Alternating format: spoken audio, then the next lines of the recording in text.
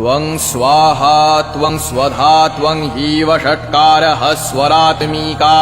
सुधा त्वमक्षरेरित्ये त्रिधा मात्रात्मिका स्थिता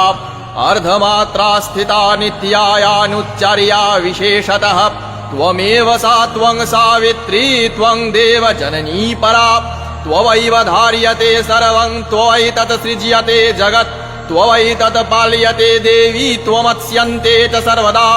विसृष्टौ सृष्टिरूपा त्वं स्थितिरूपा च पालने तथा संहृतिरूपान्ते जगतोऽस्य जगन्मये महाविद्या महामाया महामेधा महास्मृतिः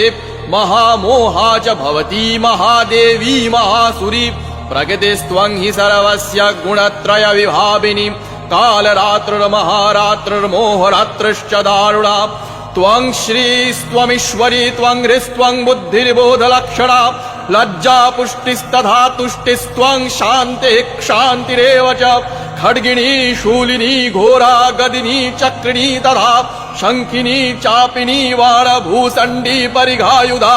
सौम्या सौम्यतरा शेष सौम्यभ्यस्त्वती सुन्दरी परापराणां परमा त्वमेव परमेश्वरी।